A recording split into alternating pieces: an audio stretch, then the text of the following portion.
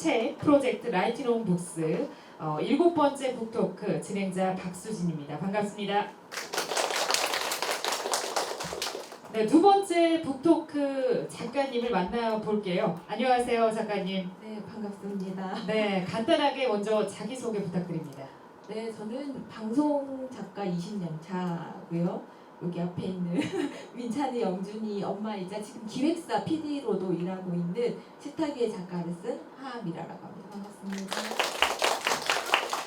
네, 프로 엔잡러 이름만 들어도 이 너무 바쁜 생활을 하고 계시는 것 같은데 오늘 이야기를 나눠볼 책 식탁 위의 작가 이 제목이 정말 특이한데요. 저도 이게 제목을 딱 보고 나서 식탁 딱 이 단어만 딱 듣고 요리책이구나. 근데 이분이 요리책을 쓰실 분이 아닌데 라는 생각을 했습니다.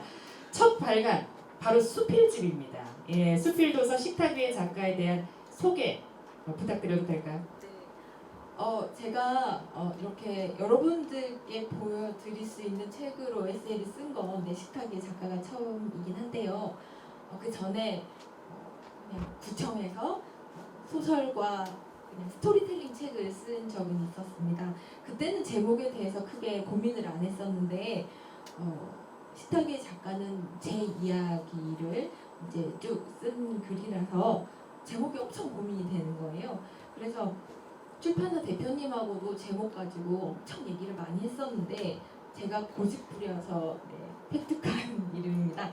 저는 글을 쓸 때 뭐 방송 대본을 쓰든 아니면 그냥 글을 쓰든 거의 식탁 위에서 노트북 펼쳐놓고 일을 많이 하거든요. 그래서 그렇게 글을 쓰거나 작업을 하시는 분들이 많지 않을까, 꼭 작가가 아니라도. 그래서 식탁 위의 작가라는 타이틀을 제가 만들고 너무 마음에 들어서 혼자서 엄청나게 이걸로 하겠습니다 이렇게 했는데, 아까 우리 수진 씨가 말씀하신 것처럼 제목만 딱 보고 요리책인 줄 알고 사셨다는 분들, 네, 그런 분들이 많다니까요. 네. 어쨌든 제가 잘 되고 좋고 이런 얘기뿐만 아니라 제가 했던 실수들, 했던 실패들, 모든 얘기들을 다 담은 책이라서 한 번쯤 읽어보셔도 좋을 것 같아요. 네, 그렇습니다. 식탁 위의 작가, 키친 테이블 라이터 하미라 작가님이신데요.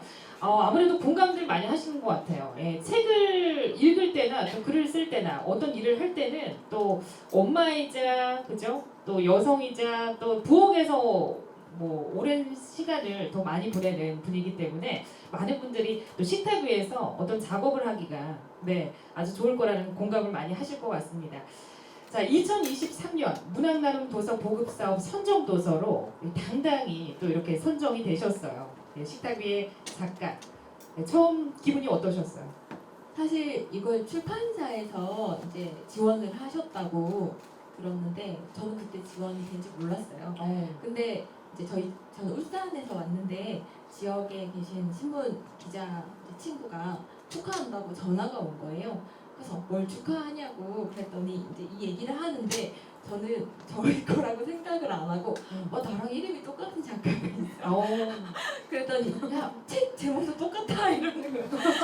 그래서 깜짝 놀라서 이제 막 찾아봤더니 정말 이제 스필 부분에서 이렇게 선정이 됐더라고요. 그래서 너무 좋아가지고 출판사 대표님한테 전화했더니 저희가 먼저 알려드리려고 했는데 먼저 아셨네요 이러면서 서프라이즈는 실패하시고 사실 이 책을 쓰고 책을 쓰고 나면 출판사에 이렇게 투고를 하잖아요. 저도 한번 해볼까 이러고 투고를 많이 했어요. 근데 연락이 와서 다들 말씀을 어떻게 하셨냐면 글은 재밌는데 좀 새로운 책을 저희와 함께 써보시겠어요? 이렇게 말씀을 하시는 거예요. 그래서 사실 좀 많이 실망한 부분도 있었고 내 책이 되게 재미없나 보다 이렇게 생각을 했었는데 이번에 이렇게 선정이 되고 나니까 꼭 그런 것만은 아니구나, 조금은 그래도 인정받았다는 느낌이 그래서 아주 좋았습니다. 행복했습니다. 네, 행복해서 지금도 굉장히 행복해하시는 그런 모습인데요.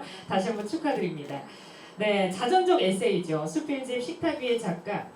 이 책을 쓰게 된 또 계기가 있으실 것 같아요. 아주 특별한 계기가 있으실 것 같은데 어떻게, 언제부터 쓰게 되셨나요?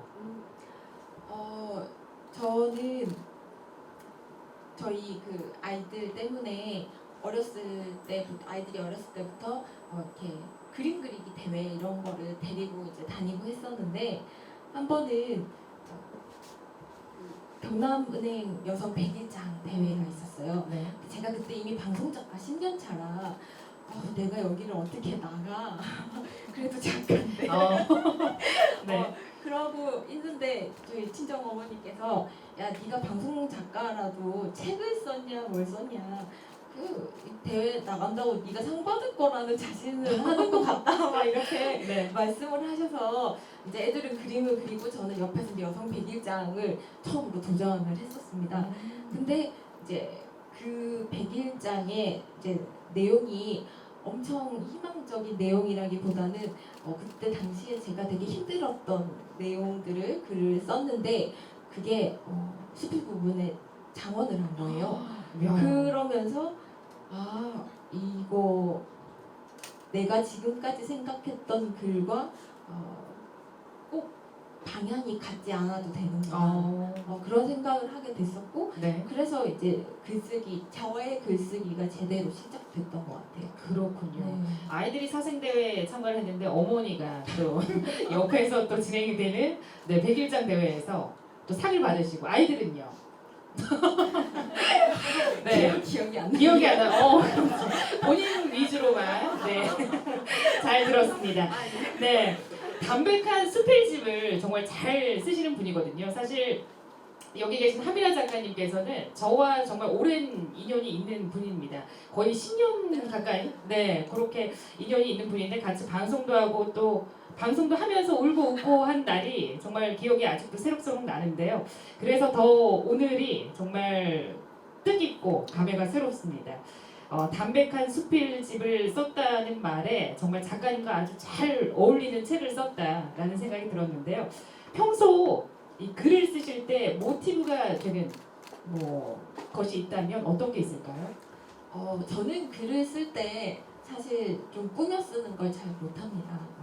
제가 직접 경험하거나 직접 느끼거나 그런 것들에 대해서 글을 쓰게 되는데 그래서 보통 어떤 단어 같은데 좀 꽂히면 그 단어에서 이렇게 연결이 돼서 제 이야기들이 이렇게 풀어져 나오거든요. 그래서 조금 가끔은 단어 하나 딱 보고 이거 하면서 글을 이렇게 막 쓸 때도 있고 그래서 저는 그거를 사실 안 잊어버리려고 메모를 해요. 단어와 그 단어에 대한 느낌.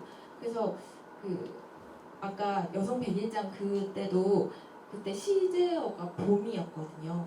그래서 봄이라고 하면 다 뭔가 파릇파릇하고 이렇게 좀 상큼하고 그런 느낌인데 저는 그때 정말 세상 우울한 얘기를 적었거든요. 그리고 마지막이 지금은 겨울이지만 이제 봄이 올 것이다라고 봄이란 단어를 한 번 썼습니다. 네. 그래서 저는 단어가 제 모든 글들의 모티브인 것 같아요. 그렇군요. 네네. 봄이라는 단어를 한 번 썼는데 네. 그 봄이 정말 크게 다가왔을 수도 있습니다. 진짜 맞아요. 봄이 오길 바랬기 네. 때문에. 그렇죠. 그리고 봄 하면은 정말 희망적인 것만 생각하는 사람들이 근데 또 반대로 우울한 것들을 이렇게 또 냈기 때문에 또 그것이 또 그 장원상을 받을 수 있는 뭐 계절도 그렇고 네. 사람도 인생의 계절이라는 게 있다고 그렇죠. 하잖아요. 네. 저는 그 인생의 계절이 4번 이게 봄, 여름, 가을, 겨울 한 번만 온다고 생각하지 않고 이게 무한 반복된다고 생각하거든요. 그래서 지금쯤은 겨울이지만 이제 곧 봄이 올 것이고 네. 그 다음에 다시 또 여름 오고 가을 오고 겨울 또 오고 다시 봄 오고 이게 무한 반복되는 게 우리 인생이 아닌가. 그렇죠. 우리 인생은 다 비슷비슷하잖아요. 네, 다양한 경험들이 그러한 다양한 경험들이 모티브가 돼서 이번 식탁 위의 작가라는 책도 쓰시게 된 것 같습니다. 이번 작품 쓰시면서 특별한 에피소드는 없나요? 네. 아까 제가 뭐 조금 말씀을 드렸지만 네. 저는 사실 방송 작가를 이제 계속 했기 때문에 방송에서는 대부분 아주 긍정적이고 희망적이고 뭔가 전하는 메시지가 명확한 글들을 썼어요. 대본으로 아니면 다큐멘터리로. 근데 처음으로 제 힘든 이야기를 쓰면서 이거는 뭐 주저리 나 혼자 일기 쓰는 것도 아니고 이게 뭐지라는 생각으로 썼는데 그런 저의 힘듦이나 어려움이 또 누군가가 그 글을 읽었을 때 조금 위안이 될 수 있겠구나. 그런 힘듦의 공유가 필요한 순간들이 있겠구나 하는 걸 처음으로 느꼈기 때문에 이번 에세이 같은 경우도 사실 그동안 아무에게도 말하지 않았던 네. 내용까지 다 오. 적었거든요. 예를 들면 저는 시에 정말 약한데 시를 좋아하지만 시는 잘 못 쓰겠더라고요. 네네. 그래서 고등학교 때 시를 여러 개 짜집기 해서 전시회 낸 적이 있었는데 네. 그 얘기 너무 부끄러워서 사실 저희 엄마한테도 못했던 건데 책에다가 대놓고 써가지고 그런 식으로 되게 솔직하게 저를 드러내려고 노력했던 부분들. 그렇군요. 네. 정말 민망하고 부끄러운 그런 일들조차도 이 책에 고스란히 담아냈다는 것에 이 책을 쓰는 것이 얼마나 솔직하게끔 나의 마음은 나의 어떤 모든 것을 좀 내비쳐주는 그런 책을 썼지 않나 생각이 드는데요. 누구나 또 부끄럽고 민망한 그런 숨기고 싶은 것들이 있잖아요. 그런 경험들이 있기 마련인데 그것들마저 모두 쏟아낸 책. 그래서 더 편하고 솔직하게 좀 받아들일 수 있는 그런 책이 아닌가 싶습니다. 그래도 이 책을 쓰시면서 좀 살짝 후회는 안 하셨어요? 너무 이거 괜히 썼다 뭐 이런 거. 사실 좀 네. 더 강하게 쓰고 싶었는데 중간에서 이제 제가 글을 쓸 때 이만큼 썼어 한번 볼래? 이렇게 보여준 친구가 한두 명 있었는데 네. 이거 너무 세지 않냐? 이렇게 해서 좀 줄인 부분이 있어요. 그래서 그 부분은 좀 아쉽다. 그러면 그 부분마저 넣었어야 되는데. 그렇죠. 네, 그 부분이 뭔가요? 그건 다음 책으로. 네, 알겠습니다. 다음 책을 기대해 주시기 바라겠습니다. 작가님만의 어떤 글을 쓰는 또 루틴도 따로 있으실 것 같아요. 어떻게 또 쓰시는지요? 뭐 어떤 일이든 비슷하겠지만 저는 방송 일을 하면서 이제 아이템을 하나 선정을 하면 거기에 대한 자료 수집을 엄청나게 하거든요. 그래서 그런 자료 수집을 통해서 누구를 인터뷰하고 어디를 섭외할 것인가, 어떤 내용으로 만들 것인가 하는 구성안이라는 걸 쓰게 되는데 그냥 글을 쓰는 경우도 마찬가지인 것 같아요. 먼저 제 단어에서 어느 정도의 느낌이나 경험들이 떠올랐다면 거기에 대한 추가적인 자료 조사를 조금 열심히 하는 편이에요. 그래서 이거는 내가 잘 몰랐던 부분이네, 아니면 이런 거는 조금 더 이렇게 가는 거구나 이렇게 느끼게 되면 거기에 대해서 조금 더 자세히 글을 잘 적을 수 있는 것 같고, 그래서 항상 자료 조사가 준비된 자료 네, 조사. 대단합니다. 정말 그 기본이 탄탄해야 우리가 또 잘 이뤄낼 수 있는 것처럼 그 기본을 다지기 위해서 정말 많은 자료들을 수집하고 또 그거를 통해서 글을 쓰신다고 하는 작가님의 말씀입니다. 정말 많은 노력과 시간이 필요하잖아요. 자료들을 모으기 위해서는. 그러면서 혹시 스트레스는 받지 않으세요? 네. 스트레스 사실 많이 받는 편인데 저는 술도 못하고 좀 할 수 있는 게 별로 없어가지고 되게 조금 재수없는 얘기인데 해도 될까요? 네, 하셔도 됩니다. 네. 저 학교 다닐 때는 제가 스트레스 푸는 방법이 수학 문제를 푸는 거였어요. 정말 재수가 없네요. 네. 여러분 속으로 생각하세요? 조금만 이렇게 수학 문제요? 변명을 하자면 그 이어폰을 꽂고 이렇게 좋아하는 음악을 들으면서 네. 수학 문제를 어려운 거 말고 쉬운 거 이렇게 풀면 어느 순간 음악이 안 들리는 순간이 있거든요.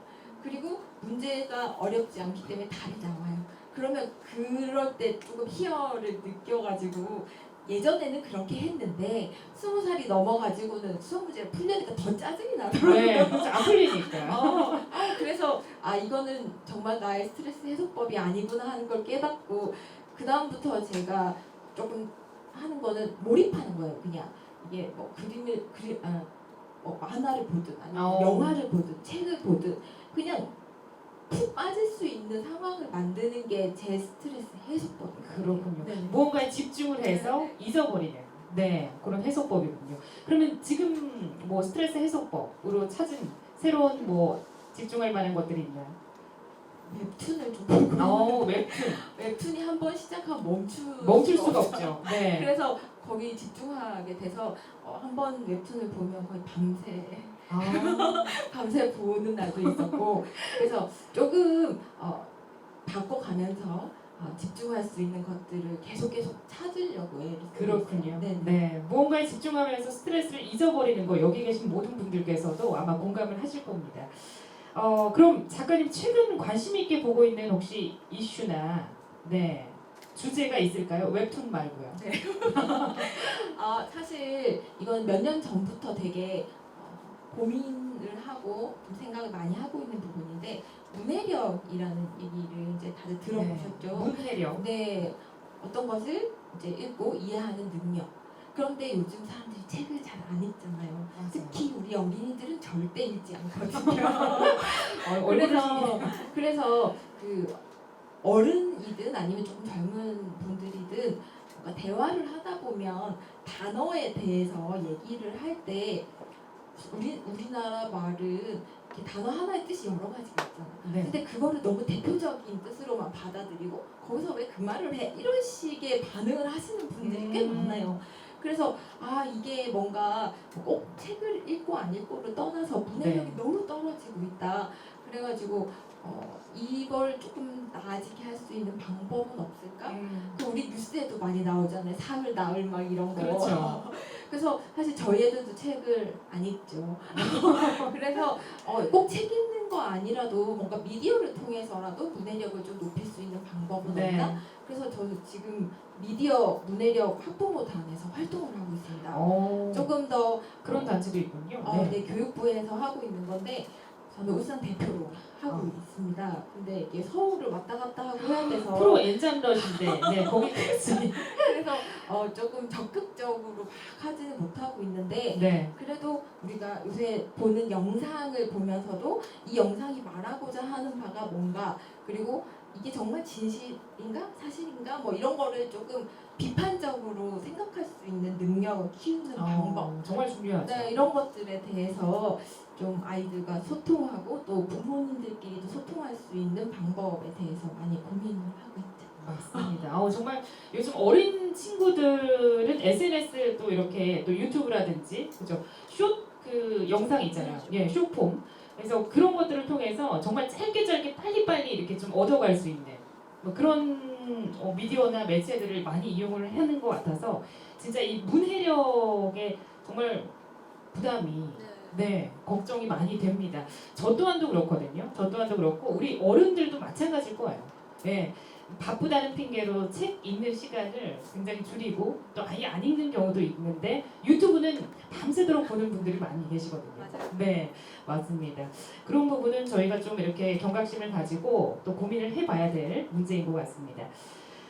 식탁 위의 작가를 통해서 이 작가님께서 전달하고자 하는 가치 또 독자들이 이 책을 읽고 어떤 것을 좀 얻어가셨으면 좋겠는지 말씀해 주셨으면 좋겠어요. 사실 이 질문을 제가 듣고 가치라는 말이 너무 크게 이렇게 느껴지더라고요. 그래서 이거를 내가 엄청난 가치를 두고 내 이야기를 전달하고자 했던 건 아닌데 네. 그래서 조금 그거를 가볍게 생각을 하자면 사실 전에는 글을 쓸 때 조금 인정받고자 하는 욕구 이런 게 좀 컸었던 것 같아요.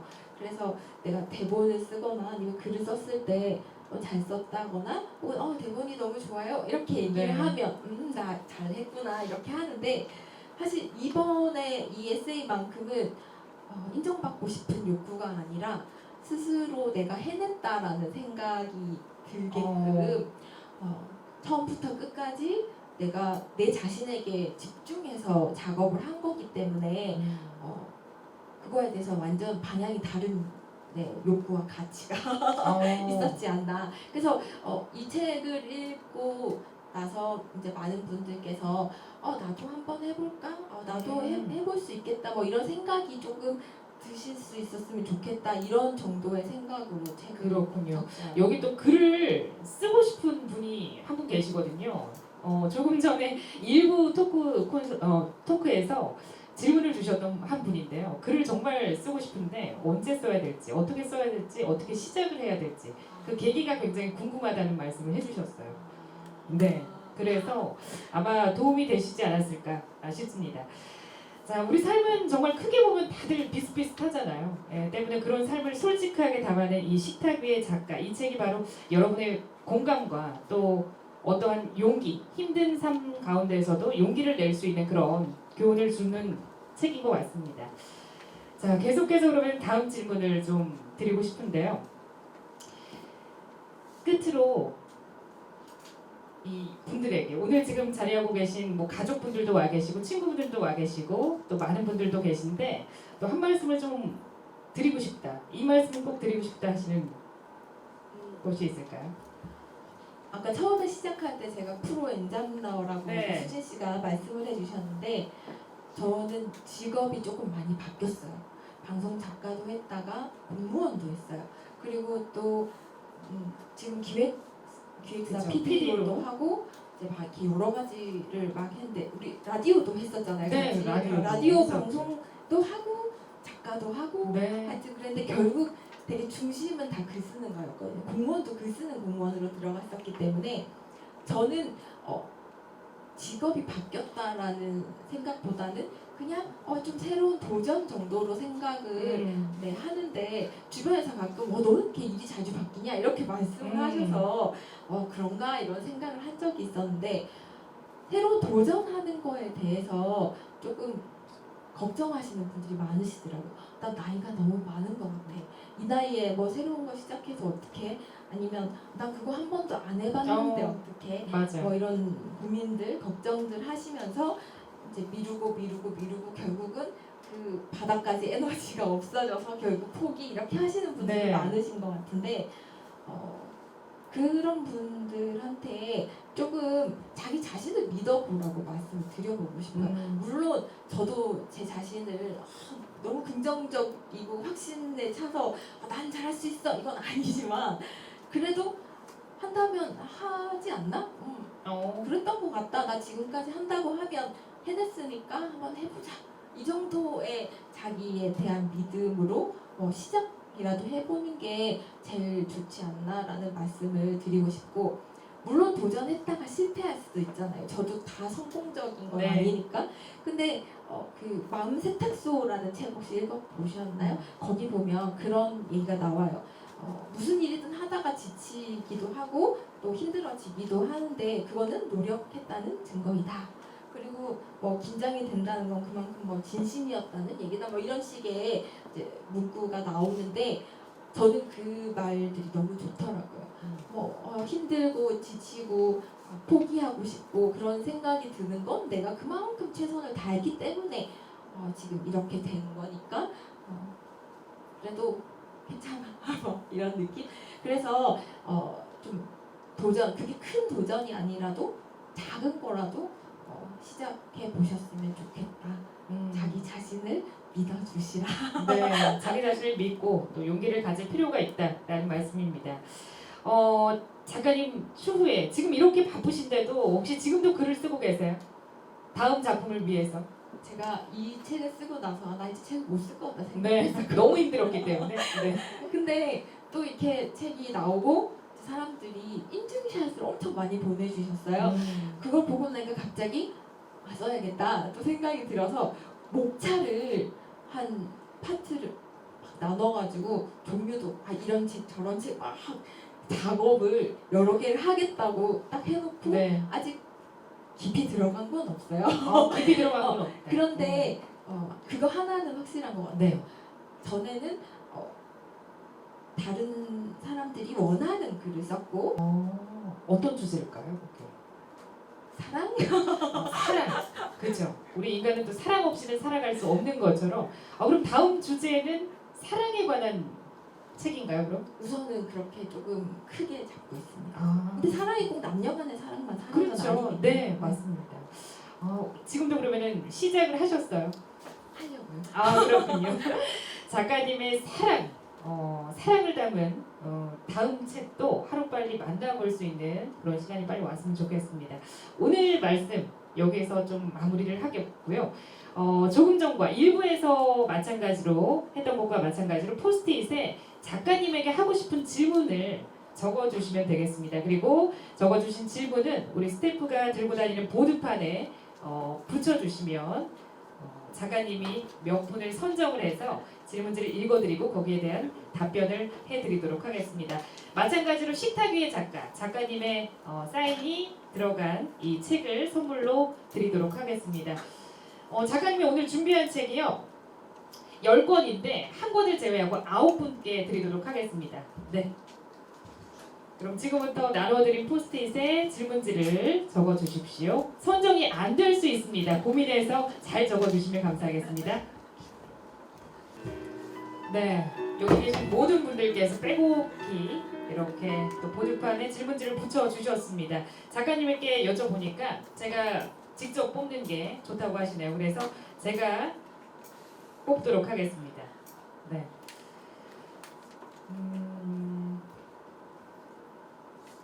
네, 이거는 저도 궁금한 질문인데요. 첫 번째 질문 드릴게요. 작가님이 생각하는 좋은 글이란 어떤 건가요? 제가 생각하는 좋은 글이라고 하는 건 제가 그 글짓기 심사나 독후감 심사도 하는데 엄청나게 깔끔하게 쓴 글도 물론 좋지만 자신의 이야기를 솔직하게 표현하고 거기서 뭔가 깨달은 바를 적어주시는 분들도 많이 계시거든요. 저는 엄청 잘 쓴 글보다 그런 글이 더 좋은 글이라고 생각해요. 사실 어떤 글 속에 자기 자신을 드러낼 수 있다는 것만큼 자기를 이겨낸 것도 되게 힘든 거기 때문에 좋은 글은 그만큼 솔직해질 수 있는 글. 그게 좋은 글이 아닐까 생각합니다. 그렇군요. 근데 글만 보고 이게 솔직한지 안 솔직한지 또 이렇게 가늠이 됩니까? 글을 조금 많이 보다 보면 네. 느낌이 옵니다. 느낌이 오는군요. 네. 네, 그렇군요. 솔직하게 쓰는 글, 그 글이 참 좋은 글이라고 말씀을 해주셨습니다. 어느 분이 질문 주셨나요? 네, 아니 프로 질문론가요? 네, 아까 조금 전에도 질문에 당첨이 되셨거든요. 네, 정말 해야 할 질문을 쏙쏙 잘 뽑아내시는 것 같습니다. 네, 고맙습니다. 축하드립니다. 자, 두 번째 질문. 요게 궁금하네요. 두 번째 질문입니다. 비록 일기라고 해도 이 솔직하게 글쓰기가 쉽지 않은 것 같습니다. 이 솔직하게 글쓰는 비법이 궁금합니다. 그리고 두 번째 질문도 있어요. 자녀 교육 또는 엄마의 자기개발 관련 책을 쓰실 계획도 있으신지요? 이렇게. 먼저 첫 번째 질문에서 답변을. 글을 쓰는 네네. 사실 진짜 이거 힘들죠. 솔직하게 글을 쓰는 거. 우리가 SNS에 글을 올릴 때도 사실 내 마음 100% 표현하기가 힘들잖아요. 내가 이걸 이대로 써버리면 누군가가 이걸 보고 뭐라고 하면 어떡하지? 사실 그런 생각도 들고 그런데 그런 부분에 있어서 조금 뭐랄까 저는 사실 조금 유하게 그걸 돌려서 표현을 하거든요. 만약에 난 네가 싫어 이렇게 쓰면 너무 직설적이지만 저렇게 말을 했어야 했을까 뭐 이런 식의 그래서 그 솔직함이라고 하는 게 이렇게 사람이랑 상대한테 상처를 주거나 그 상황에 대해서 엄청나게 비판을 하는 식의 말이 아니라도 그거를 조금 돌려서 내 생각을 표현을 하는 방법을 좀 연구를 하는 편이에요. 그래서 솔직해질 수 있는 방법, 솔직하게 글을 쓰는 방법은 너무 다이렉트 말고 너무 다이렉트 말고 조금씩 돌려서 얘기를 해보자. 그렇군요. 네. 그리고 두 번째 질문으로 엄마의 자기개발 관련 책, 자녀 교육책 쓰실 계획이 있는지요? 제가 원래 처음에 뭘 쓰고 싶었냐면 얘네하고 저희 아들들인데 얘네하고 한 일주일에서 열흘 정도 국토 대장정을 해보자. 그래서 국토 대장정을 한 후에 이 아이들의 변화에 대해서 그리고 나의 마인드의 변화에 대해서 글을 써보겠다 이런 생각을 했었거든요. 근데 이렇게 씨알도 안 먹혀서 엄마만 열정이 가득한 것 같은. 그래서 지금 이제 생각을 조금 바꿔서 얘네가 아기 때부터 지금까지 찍은 사진이나 뭐 그런 것들이 있잖아요. 그래서 그것들을 잘 정리를 해서 요만할 때 어떤 상황에 나는 어떤 생각을 했었나 얘네들은 어땠나 뭐 그런 거에 대해서 한번 성장 일기는 아니지만 엄마 성장 일기를 만들어 보고 싶다는 생각을 하고 있거든요. 그래서 얘네들이 조금 더 커서 나한테 관심 없어질 때 만들어 보겠습니다. 그렇군요. 엄마의 생각 어때요? 엄마의 얘기도 지금 귀담아 듣지 않고 있습니다. 네, 그 아들이 엄마 사랑해요라고 남겨주셨어요. 제가 봤습니다. 고맙습니다. 요거는 네 엄마 그 책 선물로 안 줘요. 네. 자 그리고 이분께서 한 개 더 질문을 해주셨거든요. 바쁘실 것 같은데 시간 관리 비법도 알려주세요. 잠을 좀 안 잡니다. 잠을 그러면 하루에 몇 시간 정도? 요새는 사실 잠을 더 좀 못 자기도 하는데 한 2시간, 3시간 이렇게 어우. 자는 것 같아요. 네. 그런데도 이렇게 열정이 넘치시니. 아, 네. 건강 관리 비법도 알고 싶은데요. 지금 열심히 다이어트 중인데요. 그렇군요. 네, 잠을 안 자니까 살이 더 안 빠져요. 그래서 잠을 그렇죠. 주무셔야 예, 돼요. 예, 맞습니다. 그래서 그 좀 최대한 저는 그 시간 분배를 해야 되는 일에 좀 위주로 하거든요. 그래서 좀 자기 시간이 없는 편이에요. 그래서 이게 결코 좋은 거라는 게 아니라 자기가 제일 중요하게 생각하는 부분에 따라서 시간 분배 잘 하시는 게 저는 사실 약간 일 중독이라 그래서 좀 잠 안 자고 덜 이렇게 하더라도 그렇게 해서 뭔가를 해내는 것 자체에 저는 엄청 성취감을 느끼기 때문에 이거는 네, 조금 그렇습니다. 그렇군요. 네. 요 질문 주신 분 누구신가요? 그렇군요. 질문을 네, 프로 질문러답게 네, 3개나 이렇게 담아 주셨습니다. 빼곡하게 너무 감사드립니다. 네. 다음 질문 드리겠습니다. 질문 드리기 전에 그냥 작가님 참 유쾌하신 것 같으세요. 이렇게 남겨주셨어요. 누구시죠? 네, 네 고맙습니다. 이런 질문 말고도 또 이런 코멘트 너무 사랑합니다. 고맙습니다. 자, 다음 질문 드리도록 하겠습니다. 개인적인 경험을 모든 사람들이 공감하고 생각할 수 있도록 쓰려면 어떻게 써야 할까요? 글을 글감이라든지 꼭 어떤 깨달음을 줘야 하나요? 깨달음이라는 말 자체가 조금 무겁게 느껴질 수도 있는데 우리가 공감을 하는 상황에 대해서 생각을 해보면 내가 겪은 거에 대해서 상대도 그 일에 대해서 겪었을 때 더 공감하게 되잖아요. 나는 너무너무 지금 화가 나고 혹은 억울하고 한데 상대는 이 상황 자체에 대해서 좀 이해가 없다면 공감이 안 되잖아요. 그래서 공감하는 글을 쓰기 위해서는 우선 소재 자체가 너무 난해하거나 복잡하게 들어가면 그 공감을 시키기 위한 사전 작업이 너무 길어져요. 그래서 우선 되게 사소한 것부터 공감하는 글쓰기를 조금 소재들을 잡아보시는 게 제일 좋을 것 같아요. 이럴 때 조금 서운한데 이런 느낌이 드는 상황 아니면 이거 좀 고마운데 하는 상황 그런 아주 사소한 상황들에 대한 글쓰기부터 하시다가 조금씩 사회적인 문제라던가 그런 쪽으로 넘어가시면 훨씬 공감하는 글쓰기가 풍부해질 수 있지 않을까 생각합니다. 그렇군요. 이 질문해 주신 분 네. 질문에 답변이 되셨습니까? 도움이 되셨어요? 네. 고맙습니다. 자, 그럼 계속해서 질문지를 볼게요. 이 글씨는 제가 모를 수가 없습니다. 네, 글씨체가 너무 특이하고 좋아서요. 네, 방송 작가로 글을 쓰는 것과 출판을 위한 글을 쓰는 것 차이점이 있을까요? 어느 게 더 어려운지 각각의 또 장단점은요? 우선 방송을 위한 글을 쓸 때는 제가 글을 쓰지만 이 글을 읽는 사람은 제가 아니에요. 그래서 제가 수진 씨하고 라디오 방송을 했었는데 수진 씨의 멘트를 쓸 때는 제가 수진 씨로 빙의해서 쓰는 거거든요. 그래서 나 같으면 이 단어를 쓰겠지만 수진 씨는 이 단어를 쓸 거야. 이런 식의 글쓰기가 되기 때문에 조금 100% 내가 하고픈 말을 쓰는 건 안 돼요. 그리고 방송이라는 것 자체가 제약이 많다 보니까 근데 대신에 방송의 글쓰기는 정보 전달이 위주이기 때문에 또 느낌이 많이 안 들어가요.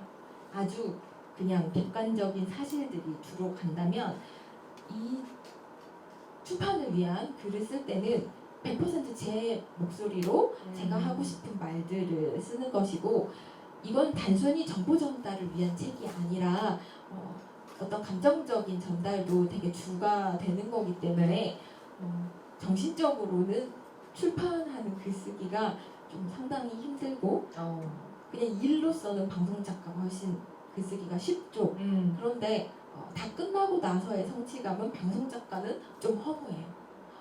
내 이름도 없이 내 이름 물론 스텝스크롤에는 나가겠지만 내가 생각하고 내가 이렇게 했던 것들을 그냥 그 MC들이 이렇게 하고 나면 다 사라지는 거잖아요. 그래서 사실 방송 일을 지금 20년째 하고 있지만 좀 허무한 순간들이 엄청 많거든요.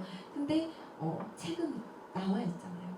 그리고 언제든지 다시 보면서 제가 그때 그 감정을 다시 느낄 수 있는 것 같아서 좀 행복해지는 것 같기도 하고 그래서 완전 방향이 다른 글쓰기라 그렇게 말씀을 드릴 수 있을 것 같아요. 그렇군요.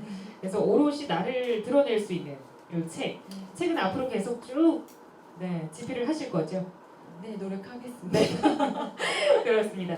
자, 다음 질문 보내드릴게요. 이 보기만 해도 긍정의 힘과 에너지가 느껴지시는 작가님이신데 가끔 우울감이 들거나 지칠 때는 어떻게 대처를 하시나요? 이 긍정의 원동력은 무엇인지 궁금합니다. 혹시 질문 누가 하셨어요? 네, 질문 누가 제가 하셨어요? 아는 분은 아니죠. 네. 제 긍정의 에너지를 보였다니 정말 감사드립니다. 제가 사실 우울한 사람이거든요. 지금 표정 보세요. 예, 제가 지금 공감하고 계세요. MBTI가 INFJ예요. 그래서 원래는 ENFP였거든요. 그런데 한 4, 5년 전부터 바뀌었어요, 완전. 그런데 확 바뀐 거 아닙니까? 완전 바뀌었어요. 예. 완전 바뀌었어요. 무엇이 그렇게 바뀌게 만들었는지. 인생의 굴곡이라는 게 있잖아요. 네, 그렇죠. 인생의 굴곡이 물론 사람에 따라 이제 편차는 있겠지만 그 인생의 굴곡을 겪을 때마다 저는 사실 되게 잘 일어나거든요. 물론 아플 때는 엄청 바닥에 있다가 어쨌든 올라와요. 올라오는 거에 있어서 그 일을 최대한 부정적이고 우울한 생각들을 잊어버리려고 노력을 하다 보니까 어느 순간 나쁜 일이 생기면 금방 이 무의식으로 보내버리는 것 같아요. 그래서 조금 최대한 긍정적으로 생각하고 그래도 잘 됐네? 이렇게 말할 수 있는 상황이 됐을 때 좀 다시 업되고 이렇게 계속 반복돼요. 그래서 지금은 사실 여기 들어오기 전까지 저 오늘 엄청 떨렸거든요. 아니 지금까지 방송을 엄청 오래 하고 생방송도 하고 했는데 이건 왜 이렇게 떨리는지 엄청 긴장해가지고 하루 종일 진짜 땀 막 계속 흘리고 그러고 있다가 온 건데 되게 기분이 좋아지는 순간은 아까 말씀하셨던 것처럼 뭔가 공감되는 느낌이 든다거나 지금 나 잘하고 있구나 이런 생각이 들 때 좀 긍정의 에너지가 좀 많이 올라오는 것 같아요. 그래서 그런 친구들 혹은 뭐 주변 사람들 많이 만나시면 우리 좋은 에너지 많이 받는다고 하잖아요. 그래서 저는 수진 씨가 또 지금 옆에 있어서 엄청 든든해서 다행이네요. 그래서 더 좀 아주 밝게 보이는 게 아닌가 싶습니다. 그렇군요. 잘 들으셨죠? 네, 저랑 친하시면 돼요. 고맙습니다. 다음 질문지까지 제가 뽑고 그 다음에 작가님이 직접 선정을 해가지고 몇 가지 질문을 더 뽑도록 하도록 하겠습니다. 다음 질문. 식탁 위에 작가의 쓴 글들 중에서 가장 의미가 있다고 생각하는 글이 있을까요? 진짜 어려운데. 네, 어려운가요? 네, 다 마음에 들어서. 네. 아니 이게 제가 이 책을 쓰고 또 이제 나오기까지 해서 진짜 수십 번을 읽었는데 가끔씩 내용이 생각이 안 나요. 목잘 보지 않으면. 그 사실 우리 열 손가락 깨물어 그 얘기 있잖아요. 네. 그 크게 이거는 정말 이런 느낌보다는 전체적으로 비슷하긴 한데 지금 앞에 애들이 있으니까 갑자기 생각나는 건 저 중학교 1학년 때 이제 그 선생님이 해주신 에피소드가 있거든요. 말씀해주신 에피소드. 조금 간단하게 말씀을 드리자면 제가 중학교 1학년 때 저희 담임 선생님께서 제가 뭐 100일장 이런 데 글 쓴 걸 보시고 너는 글을 잘 써서 글 써서 먹고 살겠다 이렇게 말씀을 해주셨어요. 근데 그 말이 난 글을 되게 잘 쓰는 사람이구나 하는 조금 그 부분에 있어서 자존감이 올라갔다고 해야 되나? 그래서 지금까지 글 쓰는 걸로는 한 번도 주눅들어 본 적이 없는 것 같아요.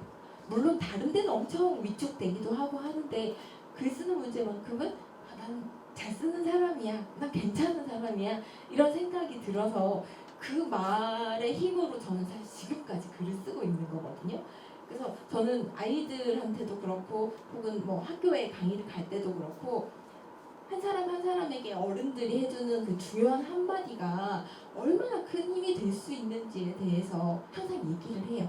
그래서 그 부분에 있어서 저도 최대한 노력하려고 하고 있고, 네, 그 부분이 좀 갑자기 생각이 좀 많이 나는. 그렇군요. 네. 여기도 선생님이 계시잖아요. 그렇죠? 아이들에게 진짜 한마디 이렇게 건넨 것들이 정말 큰 힘으로 다가올 수 있다는 것을 다시금 느끼게 해주네요. 그 제가 한 몇십 년까지는 아니지, 네. 한 30대쯤에 그 선생님을 다시 우연히 어. 만났거든요. 네. 너무 반가워서 선생님한테 선생님 저 지금 작가 하고 있어요. 네. 선생님 뭐라고 하셨냐면 누구더라? 이러면서 기억을 못 하세요?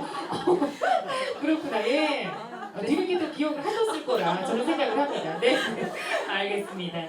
자, 그러면은 작가님께서 지금 그래도 많이 질문지가 많이 남아 있거든요. 여기에서 세 분만 더 뽑아주시면 될 것 같아요.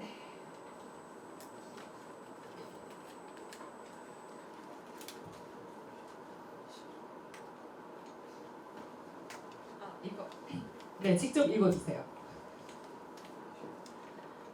글이 가장 잘 써질 때는 언제인가요? 감정적으로 기쁠 때, 슬플 때. 네, 요 질문. 네, 주셨어요. 저는 사실 너무 기쁘거나 너무 슬프면 글이 안 써집니다. 우선 그 감정이 한번 지나가야 글이 써지는 것 같습니다. 이게 그 우리가 뭘 하든지 조금 안정이 된 상태에서 해야 조금 오래 하던지 할 수 있는데, 이렇게 어렸을 때 엄청 한밤중에 연애 편지를 쓰거나 막 그러면 다음날 오글거려서 못 읽는 거 있잖아요. 많죠. 예. 그 마찬가지로 글을 쓸 때도 너무 기분이 좋으면 사실 업이 돼서 전혀 글이 안 써지고, 너무 슬픈 경우에는 그 슬픈 기분에 스스로를 이렇게 완전 푹 빠져버려가지고 이게 글인지 뭔지 모를 이상한 뭔가가 나와요. 그래서 그럴 땐 차라리 그림을 그립니다. 저는 그림이 막 엄청나게 화려한 그런 그림이 아니라도 그냥 그 기분에 어울리는 색깔과 뭐 어떤 이미지 같은 걸로 그림을 차라리 그리면 이때 그 우울함이나 혹은 기쁨 같은 게 느껴지는데, 글은 절대 그렇게는 안 되는 것 같아요. 그래서 저는 그 큰 감정이 지나가고 난 후에 이제 조금 안정이 되는 것 같다 할 때 글을 씁니다. 그렇군요. 기분적으로 좀 안정이 됐을 네네. 때 글이 잘 써진다. 질문 어느 분께서 해주셨나요? 그렇군요. 글을 쓰시는 분이세요? 혹시? 준비하고 계신데요. 네, 감정이 안정화됐을 때 네, 쓰시면은 잘 써질 것이라 생각이 듭니다. 또 다음 질문 뽑아주시죠. 자, 읽어드릴게요. 네, 힘듦을 남들에게 드러낸다는 게 쉽지 않으셨을 텐데 처음 글을 쓸 때 망설이진 않으셨나요?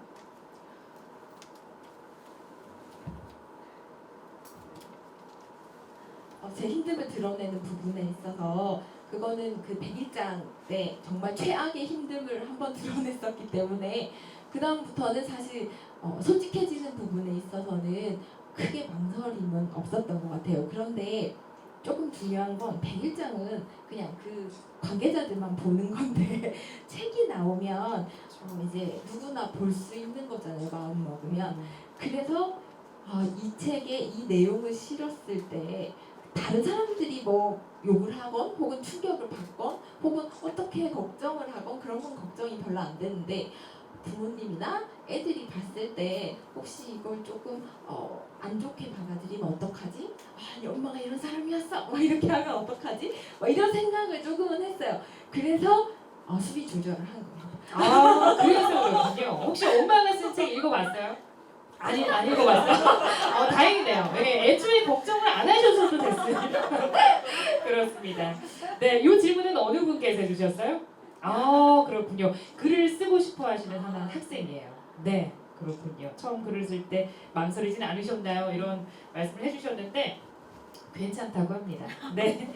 자, 마지막 질문을 드리도록 할게요. 마지막 질문입니다.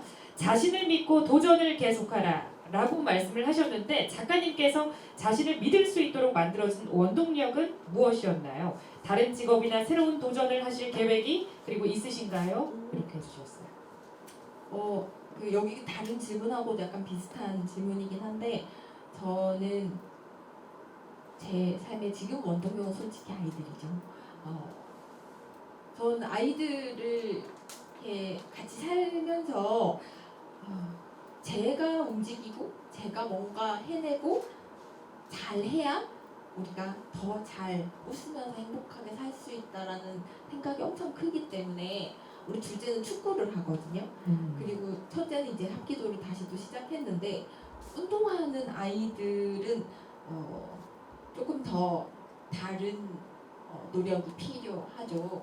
그래서 그러려면 내가 또 더 힘을 내고 더 새로운 부분에 있어서 잘 해내야 된다라는 생각이 조금 약간 압박 아닌 압박처럼도 있기는 한데 그래서 해내는 것 같아요.